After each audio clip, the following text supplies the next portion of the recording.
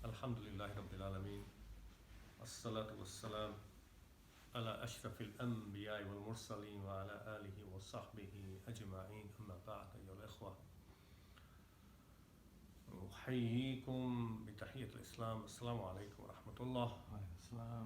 ونسأل الله تعالى أن يغفر لنا ذنوبنا ويكفر عنا سيئاتنا. نسأله بعلم نافع ورزق واسع وعليه نتوكل وإليه المصير ولا حول ولا قوة إلا بالله العلي العظيم. وقال تعالى إن الله وملائكته يصلون على النبي يا أيها الذين آمنوا صلوا عليه وسلموا تسليما. اللهم صل وبارك على محمد وعلى آل محمد كما صليت وباركت على إبراهيم وعلى آل إبراهيم إنك حميد مجيد. Praise be to Allah. We begin as always by praising Him and sending peace and prayers on His final messenger Muhammad sallallahu alaihi wasallam. We ask Allah for useful, beneficial knowledge and understanding and wide sustenance. On Him we utterly depend, and to Him is our goal and return, and there is no power or might except that of Allah. Last session, actually, if you missed it, you'll find it interesting in the recording. It was purely on the ayat from the Quran. I think you were here. Ayat in the Quran is Surah Al-Imran. And you get surprised as to how many ayat covers Ghazwa of Uhud and the ayat that came afterwards. And it's full of so much detail. And that's what we spent the whole hour doing. After covering Ghazwa of Uhud the session before, we went through the ayat. Just to finish off from that, because we did move on from that, including Hamr al-Asad, which we said was part of Ghazwa al-Uhud, what the Prophet ﷺ and the Sahaba did the next day.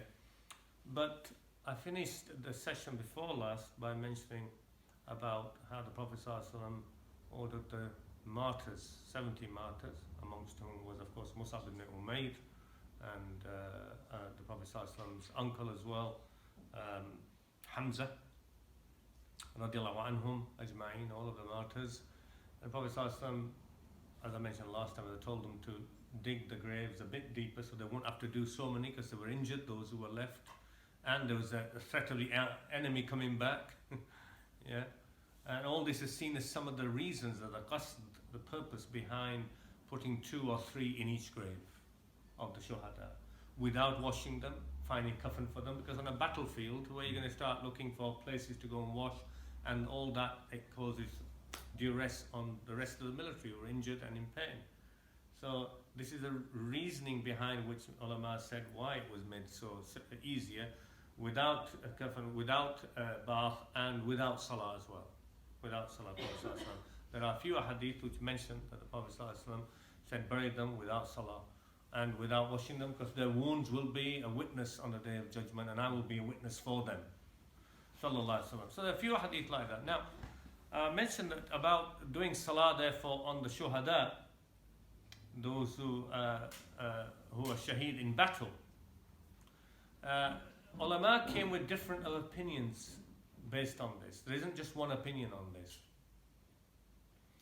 And as far as Ibn Hazm was concerned, and one report also, one of the opinions of Ahmed ibn Hanbal was that, and I should mention also, this is opinion mentioned by Ibn al-Qayyim, who's Hanbali anyway, but he took that opinion of Imam Ahmed. They said you have a choice, because they came across another hadith from Uqba ibn Amir, which is an authentic hadith also, which mentioned that the Prophet ﷺ actually in the 8th year of Hijrah, so 2 or 3 years before he left the world, he came back to the graves of the shuhada at Uhud, and he did Salatul Janazah with the Sahaba. He led them in Salah. And Uqba says, because somebody asked me 2 weeks ago, how do we know it was a way of saying goodbye? The Prophet ﷺ didn't say it, but Uqba, who's reporting it, said as if he was saying goodbye to them. Goodbye to them. That's his opinion. The Prophet ﷺ didn't say I'm saying goodbye to them. Okay, so what we take from that, we just take it as it is. And what that means by saying goodbye to them, Allahu A'lam. But that's how, although he's leaving the world, he wanted to do Salatul Janazah. That, of course, doesn't make it obligatory because the Prophet ﷺ did that. So, based on that, Ibn al-Qayyim said we have various reports, and Ibn Hazm, he said you have ikhtiyar, you have a choice. To do Salatul Janazah on Shuhada in battle is fine, and not to do it is also fine. And I said that's probably the best opinion. Hanafiya took the view that it is wajib to do Salatul Janazah as it is on others who die, just the same. They took that view. And Tahawi mentions that. Imam Tahawi was 3rd century Hijrah, was Shafi'i, became Hanafi, one of their great Imams, and he was Muhadith as well. So he narrates a hadith which is seems authentic, which it comes in contradiction to few hadith which mention there was no Salatul Janazah done. This hadith mentions, and Muhaddithin say, well, it seems authentic, but others reject it, that the Prophet ﷺ actually did Salatul Janazah on Hamza first, and he did it with 9 takbirat. How many are there usually nowadays? 4 in Salatul Janazah. Yeah, 4 in Salatul Janazah. So he did it with 9 takbirat. Tahawi says, and he's Hanafi, which is interesting. And then they brought in 10s the rest of the Sahaba, and Hamza's body remained there, so he kept on doing Salatul Janazah, so it was done multiple times on the body of Hamza. Okay. Because of this hadith and Hanafi opinion, Hanafi, I don't know what they do with the authentic hadith, how you get away with it. Because the other hadith which mentioned the Salatul Janazah wasn't done, there's a few of them, from people who were eyewitnesses. So if you have Tahawi's hadith and others, which are in multitude, then either he did it or he didn't do it. You can't have both, unless those people disappeared and one of them saw him do it later. It's remote, but it's possible. So Hanafiya take the opinion it's wajib, but they base it on the fact that for all those who die, we'll take that because they seem to have an issue that there's some contradiction in the hadith. So they just put them to one side and say, we'll follow the original. So you can see where they're coming from. But perhaps it's a bit far to go with you have to do it. Shafi'iyya and Hanabila came from the other side and said, it is wajib to not do it. So they go at loggerheads with Hanafiya on this. Why? Because they have all these ahadith which say, the Prophet ﷺ did no Salatul Janazah at the battle of and the end of Battle of Uhud, and said, don't watch them, just bury them like that. Okay. So Shafi'iyya and Hanabila take that position. Why do I say Ibn al-Qayyim's opinion, the first one I mentioned, to have choice, is probably the best opinion, and more towards Hanafi opinion? Why do I say that? I mentioned it the first time. Why? Because we can do ta'wil and understanding from this that these were shuhadas, perhaps specific to the shuhada of Uhud. Because we also have shaheed in the form of Sa'd ibn Mu'adh, who will be coming later when he gets martyred. Sa'd ibn Mu'adh, one of the leaders of Aus, Ansari.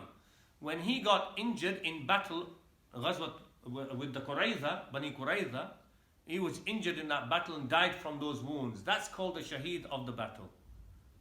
What did the Prophet ﷺ do? He did Salatul Janazah on him. And that is authentic. Yeah? So we could say because, and therefore some ulama say that, because of the situation, see, a time with Sa'd ibn Mu'adh to do the Janazah, they were in Medina. But here they were in Ghazwa to Uhud, a threat of the enemy coming back, they were injured, they had 70. So those contexts show you that it could be read specific to the situation of the shuhada of Uhud, that the Prophet ﷺ didn't do Salatul Janazah, but normal circumstances you would. Add to that, we know that they were shuhada. When people die now in battle, do we really know they're shuhada? Do we? No, we don't. People make this, they say, oh, Benazir Bhutto is shahida. How do we know? Because she got killed, we don't know. Qaid Azam was shaheed. And people just, they make claims. Even outside battle they make claims, somebody who's been shot. We don't know. But that we knew because Wahi was coming and the Prophet ﷺ said these are shuhada. You understand what I'm saying? So the safest option, if we want to apply it to today, would be you do the salah. You do the salah on the shuhada. However, imagine you're in a similar situation as you can be in battle, and I'm sure people have been, believers, of Uhud. You're in the middle of battle and people die. Yeah? And the enemy is still attacking and the war rages on, or you moved back away from the body, you might not even have a chance to actually bury them, never mind do their ghusl and the Salatul Janazah. So would that be allowed? Yes, it would, because you couldn't do anything anyway.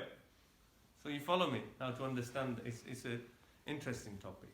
Even on takbirat, you see, Tahawi mentions that, and Ibn Hazm quite rightly said, actually on this, Ibn Hazm al-Zahiri, from the 5th, 6th century Hijri, from Andalus, he said that there's no ijma on 4 takbirat as the other madhahib have made it out. There's no ijma. He said because he mentioned an authentic report from Ibn Umar.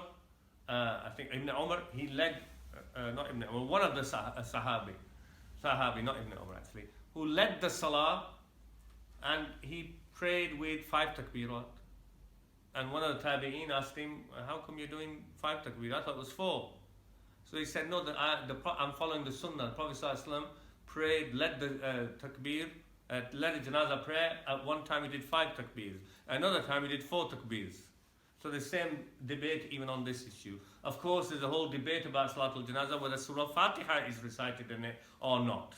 This is the difference between Hanafiya and the rest, the Jumhur, the majority say Surah Fatiha must be recited. Hanafiya don't recite Surah Fatiha. But Hanafiya have their evidences as well. So there seems to be this debate, and each has their evidences from Sahaba and Tabi'een, actually, who differed on that. It's a big topic in itself, Salatul Janazah. I'm just giving you something on that list. Now, if we move on, we mentioned Hamra al-Asad, and what happens after Uhud, because the news travels now, it seems, in the eyes of the tribes around, Quraysh have won, yeah? There was some salvage of that when the Prophet ﷺ came to Hamra al-Asad and they ran off instead of facing them again, that they came out, so they haven't given up, the Prophet ﷺ, but reality in the end was, now the Muslims are down, they're lost. Let's now increase our attacks. Now's our chance. Of course, instigated by the Quraysh. And remember, Mushrik tribes around, some of them the Prophet ﷺ had peace treaties, others now found their opportunity to make preparations to make their own attacks, either on the caravans of Rasulullah ﷺ or on Medina itself. So news of that, Prophet ﷺ had to be aware of what was going on. Yeah? So this becomes now post-Uhud actually more dangerous. Yeah? More dangerous, because they think Medina has been weakened. Now it's not impregnable as they thought before. Yeah? So that's to give you the atmosphere of what the Prophet ﷺ is being surrounded by in Medina. After the mourning and after of the Shuhada. Short while after, despite this kind of thing, there were also delegations that came to the Prophet ﷺ. One of the famous delegations that came in the 4th year Hijrah. 3rd year is Ghazwatul Uhud. So 4th year Hijrah we come to, and we have a delegation that comes from 2 tribes of Udal and Al-Qara. What do? The delegation says, Ya Rasulullah, send us a group of your companions. We'd like, so they can come and teach us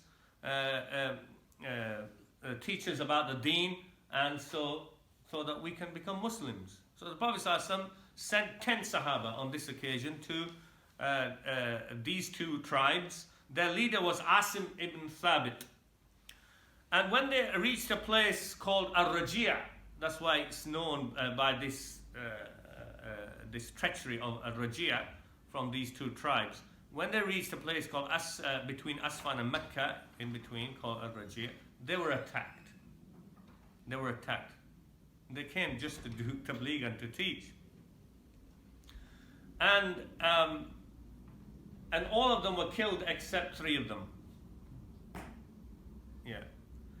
And the treacherous tribes that killed them, then those who were left went into hiding. They said to them, come down from the mount or wherever they were, and we'll give you security. We won't kill you.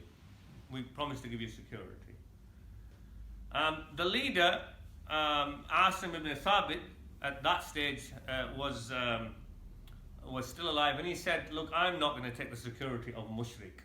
They're lying. They're going to kill us if we hand ourselves in. So he made a dua before he died, saying, oh Allah, inform the Prophet ﷺ about us and what happened to us here. And the Prophet ﷺ found out immediately when it happened, not through scouts going back to him. Allah subhanahu wa ta'ala did inform him what had happened treacherously to them. So Asim ibn Thabit came out fighting and he was killed. 3 of them were captured. Yeah, one of the 3 also tried, because as soon as they were captured, they tied them up. Instead of giving them security, they tied them up, and they thought, what's going on here? So one of the 3 struggled and tried to fight, and he was martyred as well. 2 were left, and this is Hubayb and Zayd. Hubayb's story is mentioned in Sahih Bukhari. Zayd's story is mentioned, and this is Zayd ibn Dusna, ibn Dathina. Ibn Dathina. His story is mentioned by Ibn Ishaq. It is mursal, it has some weakness in it, okay? But we can take it in the way of a story that is more likely it was true. So Hubayb was the one who had killed Al-Harith ibn Amir at Badr. Not in Uhud, in Badr. So he was sold by these treacherous people through the Quraysh. They were both sold to the Quraysh. So the Quraysh could take their revenge back on their families who were killed. So Hubayb was given to the relatives of Al-Harith ibn Amir, who had been killed by him in Badr. So he was captured and kept by them. And it's interesting, it's mentioned in an authentic report, a woman from that tribe used to observe him, and when she became Muslim later, she used to mention about him, Hubayb, what he was like, even though he was captured in their, held captive in their house. She said, he was one of the best people I've ever come across. She said, I found him eating grapes in a season of famine in Mecca. We didn't have any fruits. Allah must have given him the nourishment, because I don't know where he got it from. And at one time, authentic hadith mentions, before they decided to kill him, he asked for a razor to remove his pubital hair. And the child of this woman from this tribe was playing nearby him, and she found him with the razor in his hand and her child on his lap playing. So she was aghast, and he saw her, Hubayb, and he said, by Allah, I would never do anything to harm the child. Yeah? You won't get that kind of... and that's when she said he was an amazing person. Yeah? You won't find that kind of treacherous behavior from the likes of me. And when they took him to kill him, and this is the Hubayb who said, Da'ni, leave me, please allow me to pray 2 rakahs. So he prayed 2 rakahs of salah, and he's done that from himself. Okay? And they say that from him became established that before somebody faces the death penalty or something, to do 2 rakahs became sunnah, because the Prophet ﷺ knew about it and didn't say, don't do this, it's not allowed, etc. So he prayed 2 rakahs and he made them brief. And he said to them, I would have made them longer, my recital. Why didn't I make it longer? What did he say? That he wasn't scared of dying. Yeah. I didn't make them long unless you thought that he's afraid of dying. No, I'm not. So that's why I made them short. And so they killed him. Now, Zayd, his story is also the family of Abu Sufyan, etc. They took him to kill him. Before they killed him, Abu Sufyan's taunting him. Abu Sufyan says to him, "Oh Zayd, wouldn't you like that instead of you being crucified and killed at our hands, now that Muhammad is in your place and you were sitting home nicely with your family, having a nice time?" Yeah, because he wanted to hear some regret from Zayd. So Zayd said, "Alas, by Allah, no. I wouldn't want even a thorn to harm Muhammad sallallahu alaihi wasallam, the Messenger of Allah. I'd rather it be me here."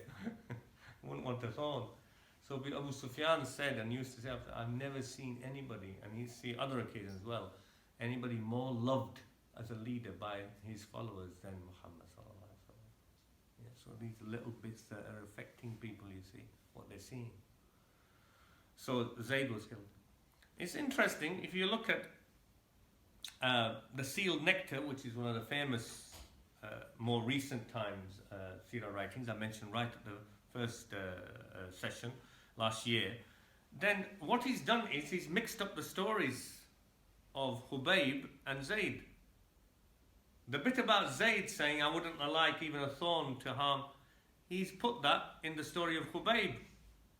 So be warned, if you read Sealed Nectar, I'm just telling you that he's mixed the two stories. It's a mistake. That question wasn't posed to Hubayb, it was posed to Zayd. And it's separate from the story completely, but he's mixed the two. He doesn't even mention Zayd. So he's mixed the two stories. So I'm just mentioning that, to be warned of that. That despite those Sahaba being killed, the 10, the Prophet ﷺ was also then approached and sent to other tribes who wanted people to come and teach them about Islam with the idea that they'll become Muslim. He sent the Prophet ﷺ 70 of the Qur'an. Yeah, 70 of the Qur'an. These 70 Qur'an means they were learned in the Qur'an, learned Islam. They were actually majority from the Ashabul Sufa. Remember? The people of the shelter. So they were most of the time learning from the Prophet ﷺ. And during the day, one of the things that many of them used to do, I mentioned many sessions ago, is used to collect wood. Yeah? Go and chop wood, collect it and sell it, and whatever they made from it, they used to share with the people in Ashabul Sufa who had nothing. So those, and they were, as others mentioned in the report, they were some of the best people in character and in learning as well. So they were sent, and they were treacherously betrayed and killed at a place called Bi'r Ma'una. Bi'r means the well of Ma'una, which is about 160 kilometers away from Medina. One of them, Amr ibn Umayyah al-Damari, escaped to Medina. And this story has aspects of it mentioned by Imam Bukhari, and that the Prophet ﷺ,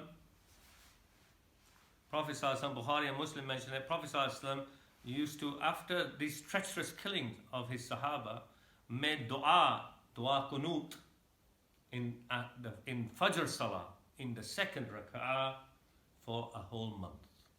Sahih Muslim mentions it as, again, for 30 mornings. Yeah, and Sahih Bukhari mentions he did dua qunut, yeah, which was a dua, making dua against these tribes. Ya Allah, curse and destroy these tribes who had attacked his Sahaba. From the first one, Raji', and from Bi'r Ma'una.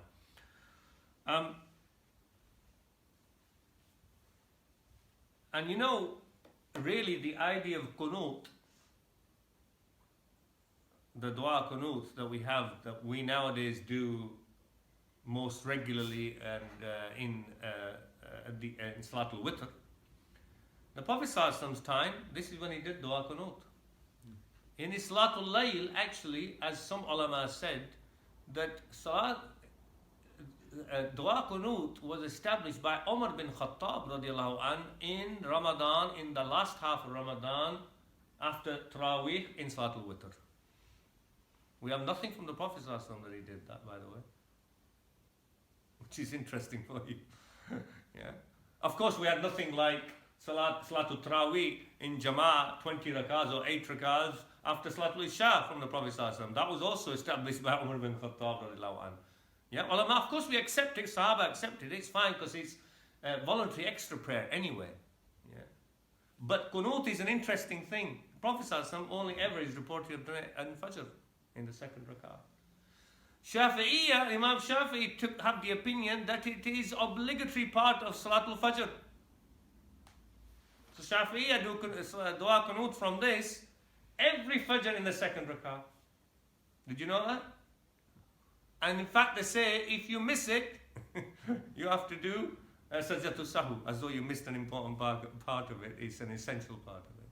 The rest of ulama disagreed with Imam Shafi'i and Shafi'iyya. They said he did it only for this month because of a need. And of course if a need arises, yeah, and you ummah is in difficulty or you're going in duress yourself, you can do that, but it's not obligatory part of Salatul Fajr. So here's the difference of opinion based on this dua qunut that Rasulullah did. Now,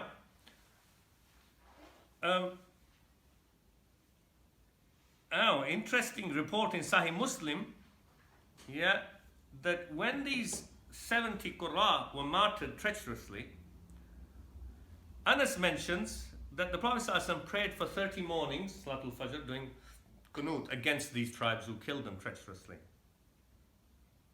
And he says, we used to recite in the Qur'an, Allah revealed in the Qur'an an ayah about the statement of these who had been martyred when they met Allah. We used to read in the Qur'an and later it became abrogated from the Qur'an, this ayah. Right? It became abrogated later. What do we used to recite? قَدْ لَقِينَا رَبَّنَا فَرَضِيَ عَنَّا وَرَضِينَا عَنْهُ. The ayah that was later abrogated from the Qur'an doesn't say exactly where it was. That we have met our Lord, like the statement of these shuhada. We have met our Lord, فَرَضِيَ عَنَّا, and He is pleased with us, yeah, and we are pleased with Him. So Anas mentioned this in Sahih Muslim. This is a report in Sahih Muslim from Anas saying that we used to recite this and then it became abrogated. Now, one of the things after Bir Ma'una is very important, and that is, remember that after Badr we had the expulsion of the Banu Qaynuqa. One of the tribes of the Jewish tribes of Medina. Now we have after Uhud, and in the 4th year of Hijrah, after Bir Ma'una, the second tribe, now Banu Nadir, are causing trouble. Remember also, because of what happened at Uhud, not only the tribes around, but the Munafiqs, they're happy as anything, aren't they? Munafiqs are happy with the remember before Uhud who left with 300, yeah, Abdullah ibn Hubayb and Salul. I say, unless you're recording on your telephones, I've no problem with that, but if you're not recording me on the telephone, put them away, because I find it very insulting otherwise. Now, at the leadership of Abdullah ibn Abi Salul, of course, he's left. Yeah, and when they come back injured, as we mentioned in the Quran last time, they're saying, if you'd not gone out to fight, you wouldn't have died and you wouldn't have had all this, you'd stayed with us. Yeah. So also they feel they've become more arrogant, yeah, because the Muslim position is being weakened in Medina. So that also, and Abdullah ibn Ubay, the leader of the Munafiqs, has good relationship with all the Jewish tribes and Banu Nadir as well, especially. Yeah, Khazraj had connections, and he's from the Khazraj. Yeah, and so they realize as well this is a good time to really stir up matters, and they have contacts with the Quraysh because they feel the Muslim position is being weakened. Yeah? And also they have plans they've been asked by the Quraysh to try and kill the Messenger of Allah. So they stir up trouble, and it seems on one occasion, there's some reports that they said to the Prophet Sallallahu Alaihi Wasallam, you come with some of your leading men and we want to hear, we invite you for dinner and we want to hear, and perhaps some of us will convert to Islam. But when the Prophet Sallallahu Alaihi Wasallam went there, he was informed through Jibreel, some reports mention that they were planning to kill him. So he got up and left. On another occasion, the Prophet ﷺ came, because of the rumors that were going around, to re-establish that, number one, that their treaty still stood. Remember the treaty that was made? They were citizens, and they need to be part of the treaty, because he didn't want backstabbing going on. So he needed to reaffirm the treaty, as he had done before. Secondly, part of the treaty was original that in Bir Ma'una, a couple of the people that were killed were from a tribe for which Banu Nadir had a pact that they would play the blood money for those people. That was all agreed right at the beginning of the treaty. So now it came to enacting the treaty, and Banu Nadir was asked to pay the blood money for two of the people that had been killed. They refused. They not only refused, they also refused to renew their pact with the Messenger of Allah. That means declaration of war from within. That's called an uprising. Your own citizens. It's called treason. So they made their treason apparent. Another reports mention that the Prophet ﷺ was called once to reaffirm this treaty, and was sitting on a wall with Abu Bakr and others, and Jibreel told him they're about to throw a big rock on you to try and kill you, and he left.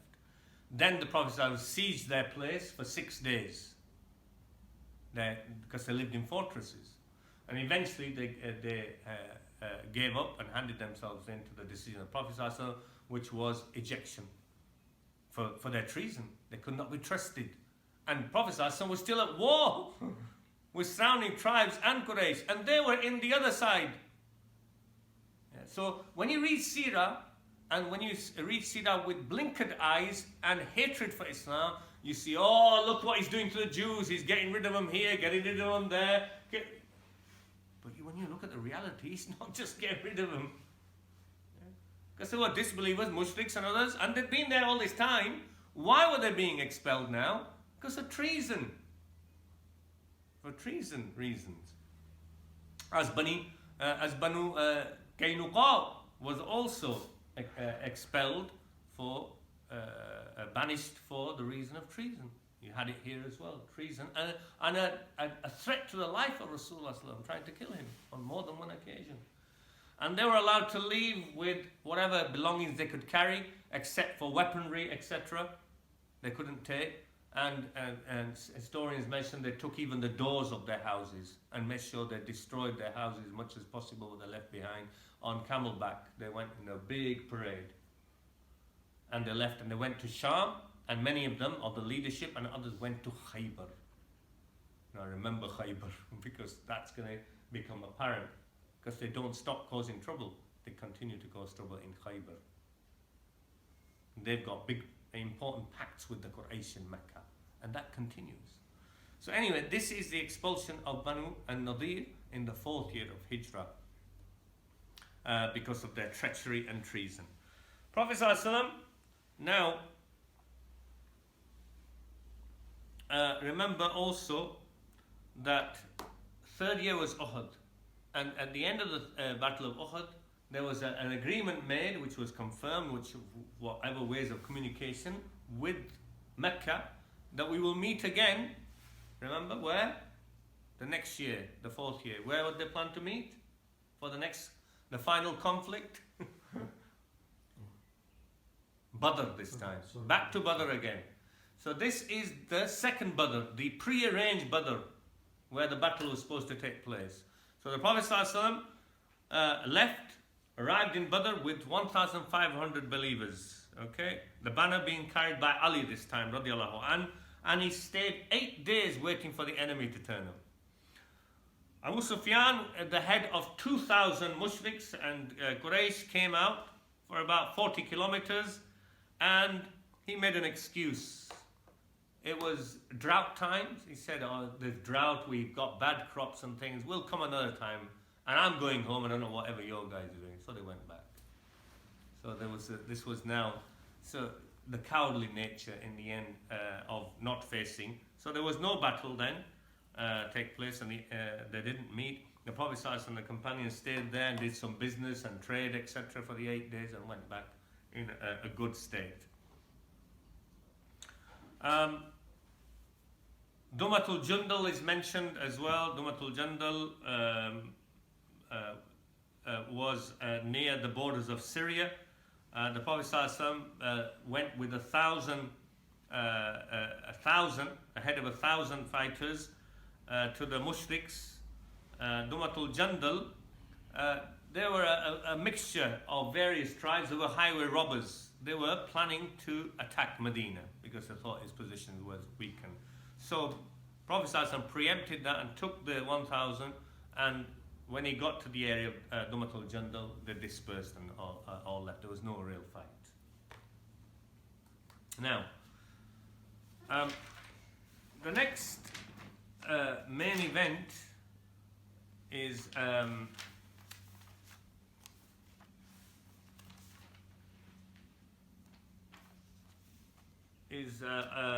Ghazwa Bani Mustalaq, which is the 5th year. 5th year of Hijrah. If you look at the sealed nectar, and if you go to the Arabic book of Ibn Ishaq, which is Ibn Hisham, actually, because Ibn Hisham, remember, came later, 2 generations along, and did a revision of Ibn Ishaq's work. Ibn Ishaq is an extent, doesn't exist anymore. It exists in the form of Ibn Hisham's revision of Ibn Ishaq. Okay? So what we have of that in the original Arabic, you'll see that also it mentions Ghazwa Bani Mustalaq as the 6th year, after Ghazwatul Khandaq, after the Battle of Khandaq, which they put in the 5th year. Because this is the opinion of Ibn Ishaq. That was his opinion. Ibn Hisham, who is basing his work on Ibn Ishaq, followed Ibn Ishaq, obviously. Yeah? And so did Imam Tabari in his history. So their opinion, you'll see their writings. And actually, what did Seal Nectar, Mubarak Puri do? He follows Ibn Ishaq as well. So if you read Seal Nectar, you'll find that he'll put Khandaq before Bani Mustalaq Ghazwa. The reality is, and Imam Bukhari clarifies this, which is also the opinion of Musa ibn Uqba.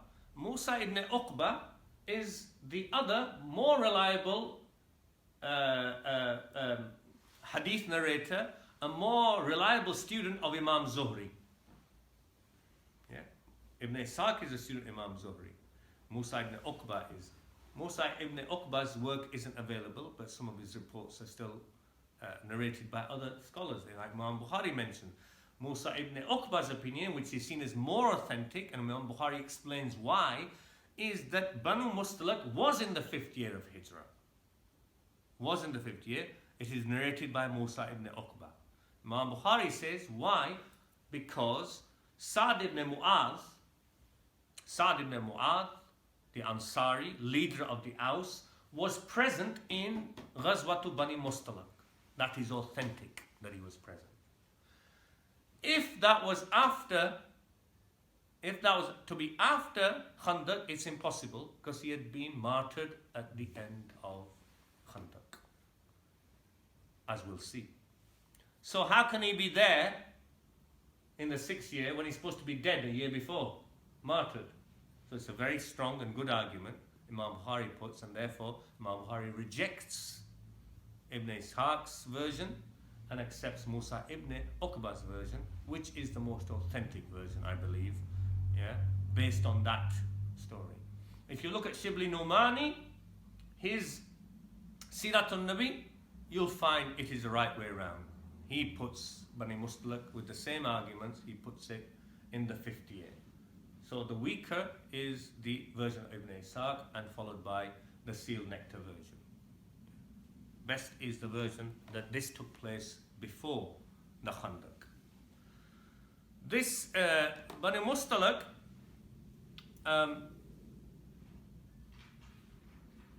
is also known as the Battle of Murisiya, because there's the wells of Murisiya are in the area where Bani Mustalaq, the tribe of Banu Mustalaq, are settled in this area. And it is on the way from Medina to Mecca, a place which was a sanctuary also for their idol of Manat. It was in Murisiya. They call it Bir al-Murisiya, where Bani Mustalaq are settled. Their leader was Harith ibn Abi Dirar. And the Prophet ﷺ had sent scouts because of the threat from these other tribes, and they were one of them, that he was planning also to attack, gather his people at the request of Quraysh and with their support to attack Medina. So as Prophet ﷺ did with the others, he also decided here to go and meet them head on before they actually arrived to Medina. Yeah. So the Prophet ﷺ, in Sha'ban, it is said he in the 5th year goes to the area of Banu Mustalaq. And Imam Zahabi mentions, he says, we don't have anything authentic. The best probably report we have is that perhaps there were 700 fighters. The Prophet ﷺ took at the head of, he went at the head of 700 fighters to the area of Bani Mustalaq.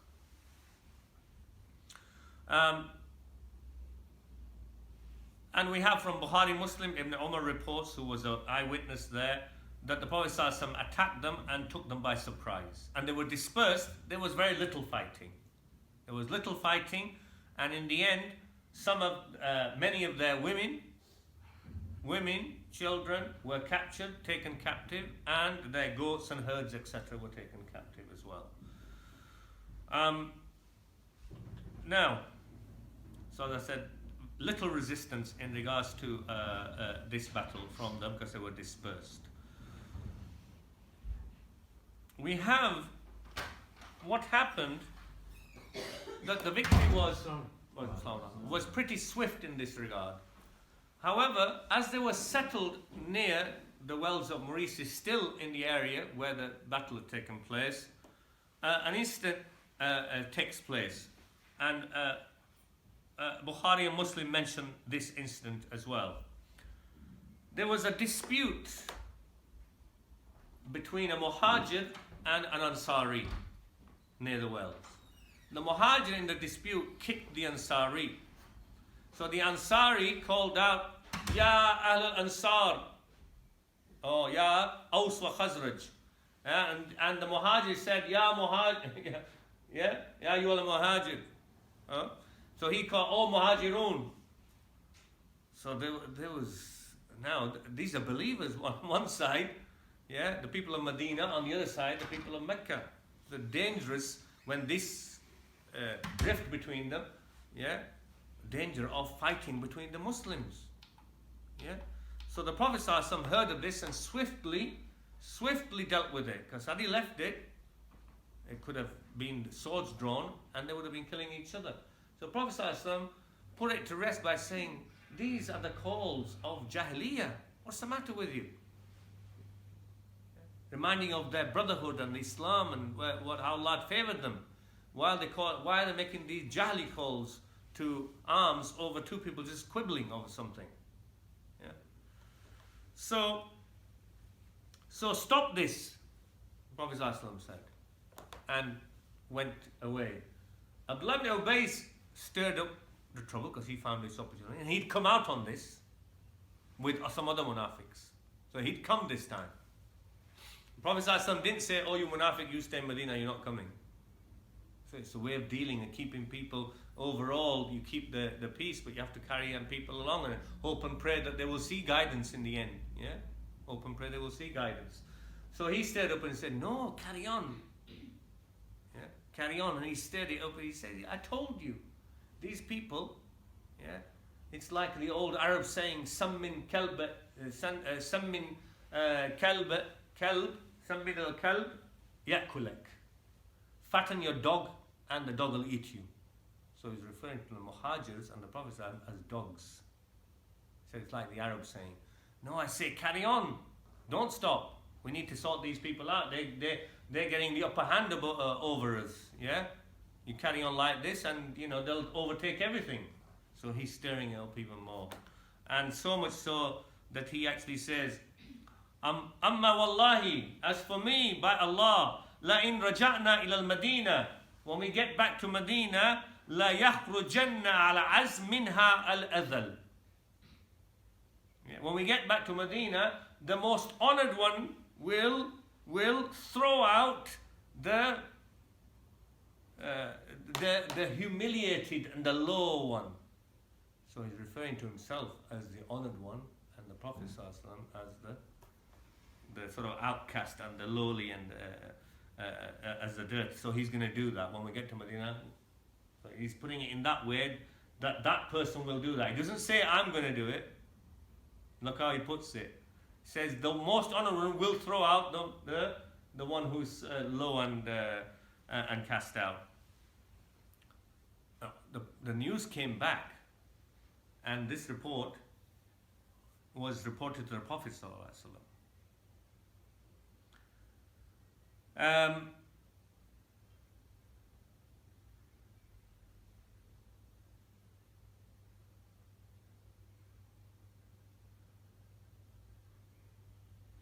Zayd ibn Arqam,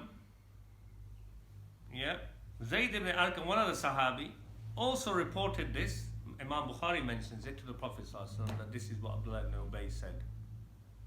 And Abdullah Ubay was brought to the Prophet ﷺ. He lied and he said, I didn't say that, Ya Rasulullah. He's lying, this Zayd ibn Arqam. So the Prophet ﷺ, he accepted Abdullah ibn Ubay's version, and he rejected Zayd ibn Arqam's report. He rejected it. When Umar heard this, he said, Da'ni ya Rasulullah, adrib unuqah. Ya Rasulullah, give me permission, I'll chop his head off. The Prophet ﷺ said, no, leave him alone. I don't want it to be said that he kills his own companions. Yeah, leave him alone. And also, he doesn't accept the report of Zayd ibn Arqam. Who was there? He said, I heard him say this. So Abdullah ibn Ubay said, no, I didn't say it. He's lying. Okay, so it was left like that. The Prophet ﷺ made the calm things down. And what did he do then? The Prophet ﷺ, once he calmed things down, he told them to mount. Pack up all their tents and everything and mount. And this time he made them tarry day and night. So they had to march, no rest. You see, he thought, giving them rest, give them a chance to more quibble, tire them out. So he made them, they say it there in the hadith, those who were there say he made us march day and night, as it were, for 2 days and 2 nights. Yeah, so when they actually settled, they were shattered. Yeah, they didn't have time for quibbling and arguing. They went to sleep. But on the way back to Medina, one of the things that takes place, which is mentioned by Jabir ibn Abdullah al-Ansari in Bukhari Muslim, that Allah subhanahu wa ta'ala revealed, Tirmidhi mentions it as well, specifically Tirmidhi, that on the way back, Allah subhanahu wa ta'ala revealed Surah Al-Munafiqun. Yeah? On the way back to Medina after this incident. And here you'll see what Allah subhanahu wa ta'ala says. And we'll finish today with this. I thought we'll get to the story of the ifk, which is happening just after this instance as well, which is important. Allah subhanahu wa ta'ala says, Bismillahir Rahmanir Rahim. إذا جاءك المنافقون قالوا نشهد إنك لرسول الله والله يعلم إنك لرسوله والله يشهد إن المنافقين لكاذبون. O Prophet, in other words, Allah is revealing, saying, when the hypocrites come to you, they say, we bear witness that you are certainly the messenger of Allah. Allah says, Allah knows for sure that you are His messenger, but Allah also bears witness that the hypocrites are utter liars. In other words, they don't believe that. اتخذوا أيمانهم جنة فصدوا عن سبيل الله إنهم ساء ما كانوا يعملون. They shelter behind their oaths and thus hinder their own selves and others from the path of Allah. Evil indeed is what they do. ذلك بأنهم آمنوا ثم كفروا فطبع على قلوبهم فهم لا يفقهون. That is because they first say we believe and then they disbelieve. Yeah? بأنهم آمنوا. First they believed and then they disbelieved. And therefore a seal has been set on their hearts. As a result, they do not understand. Yeah? When you're messing about and playing games, oh, we believe, we don't believe, we believe. Yeah, so a consequence of that a seal set on their heart. They don't understand even what you're saying. وَإِذَا رَأَيْتَهُمْ تُعْجِبُكَ أَجْسَامُهُمْ وَإِنْ يَقُولُوا تَسْمَعْ لِقَوْلِهِمْ كَأَنَّهُمْ خُشُبٌ مُسَنَّدَةٌ يَحْسَبُونَ كُلُّ صَيْحَةٍ عَلَيْهِمْ هُمُ الْعَدُوُّ فَاحْذَرْهُمْ قَاتَلَهُمُ اللَّهُ أَنَّى يُؤْفَكُونَ. When you look at them, Allah saying to the messenger, their persons are pleasing, and when they speak, you pay heed to what they say. But in truth, they are like beams of timber propped up against a wall. They consider every shout they hear to be directed against them. They are your utter enemies. Guard against them. May Allah do away with them. How are they being turned away? وَإِذَا قِيلَ لَهُمْ تَعَالَوْا يَسْتَغْفِرْ لَكُمْ رَسُولُ اللَّهِ لَوَّوْا رُؤُوسَهُمْ وَرَأَيْتَهُمْ يَصُدُّونَ وَهُمْ مُسْتَكْبِرُونَ. When it is said to them, come, Allah's messenger will seek forgiveness for you, they contemptuously shake their heads, and you see them holding back in pride and arrogance. سواء عليهم استغفرت لهم أم لم تستغفر لهم لن يغفر الله لهم إن الله لا يهدي القوم الفاسقين. It is all the same for them whether you ask forgiveness for them or not, for Allah shall never forgive them. They're not bothered whether you ask forgiveness for them, and Allah won't forgive them. Surely Allah does not direct the transgressing folk to the right way. هم الذين يقولون لا تنفقوا على من عند رسول الله حتى ينفضوا. So it carries on. I don't want to, in the next verse, because we're running out of time, Allah subhanahu wa ta'ala, look what Allah subhanahu wa ta'ala says. يقولون لئن رجعنا إلى المدينة ليخرجن الأعز منها الأذل ولله العزة ولرسوله وللمؤمنين ولكن المنافقين لا يعلمون.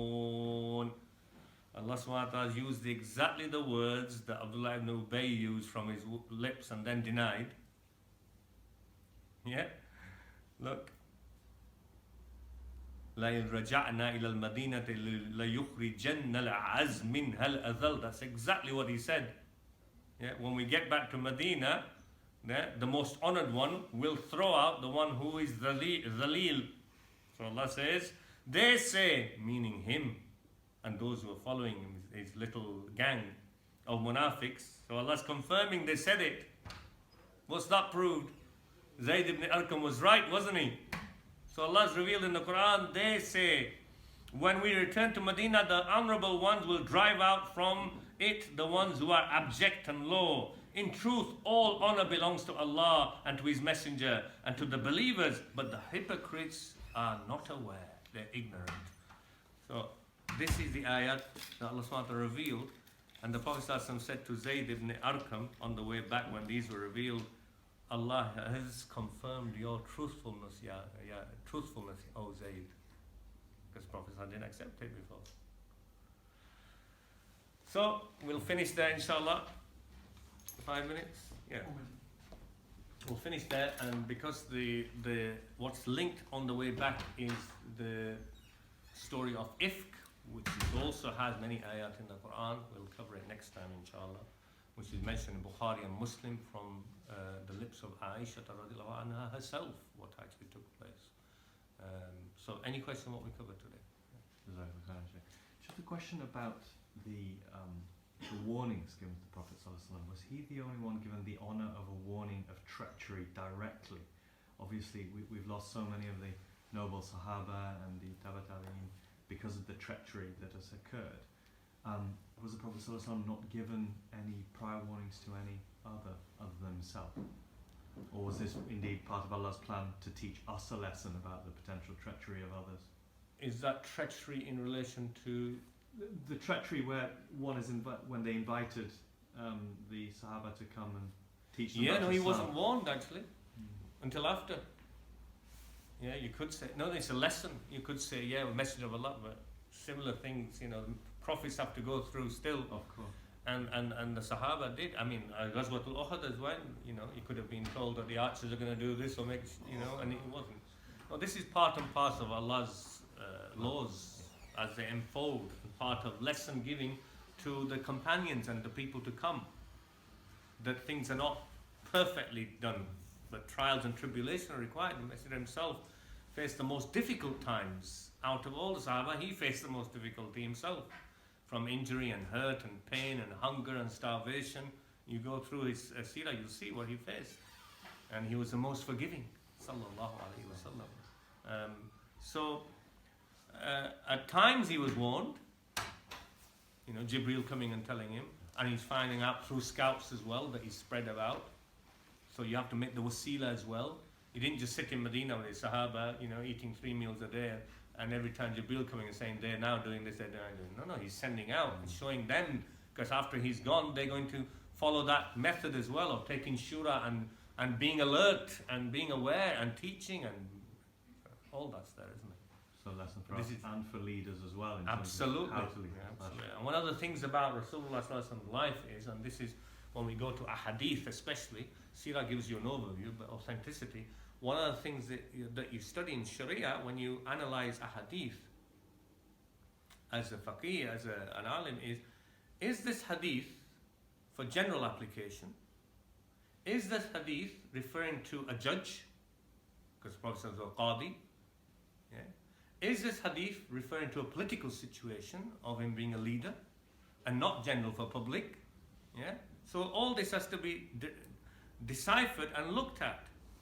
Yeah. So this is important understanding of a hadith. Yeah. Or is it specific to the Nabi sallallahu alaihi wasallam as well, and therefore not Sharia for the rest? And there are examples of that as well. Barakallahu feekum. We all right for next week, inshallah? We carry on. Bismillah. Yeah. So if next time, inshallah, and then after that will be Ghazwatul Khandaq, which is the 6th year, inshallah.